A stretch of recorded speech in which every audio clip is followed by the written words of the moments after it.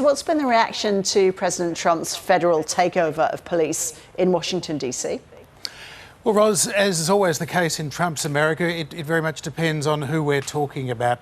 Opinion is sharply divided. There are those that see the President of the United States deploying the United States military, in this case the National Guard, as well as other federal agencies, including the Drug Enforcement Agency, putting troops onto the streets of the nation's capital as a worrying sign of militarisation. They see it as another expression of Trump's authoritarian tendencies.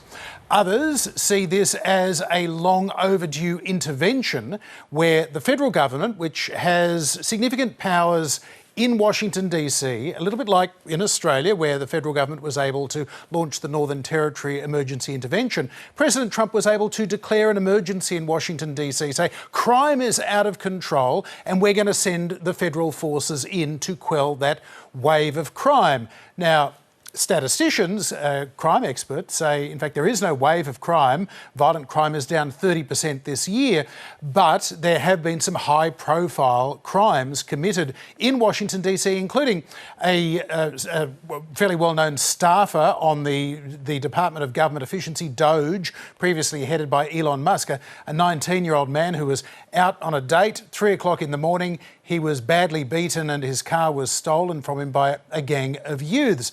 That seems to be the case that has caught President Trump's attention and led to this quite unprecedented intervention. Yet interestingly, Ros, unlike back in June this year, when you might recall Trump sent in the National Guard to Los Angeles, the California governor, Gavin Newsom, the mayor there, Karen Bass, both objected and they said, we don't need them, send them away. Well, the Democratic mayor of Washington, D.C., Muriel Bowser, has taken a different approach this time. Knowing that she has no power to stop Donald Trump legally, she's saying, well, actually, we could use all the help we can get. Even though technically there is no crime wave, that's all made up, there's no increase in crime, but we're happy to have extra resources if you want to send them in. So it's not quite the response or the controversy, perhaps, that Trump and his supporters were expecting. The big question, though, now is, Ros, is it just Washington, D.C., or is Trump going to keep going into these big cities, which are mostly overwhelmingly Democratic?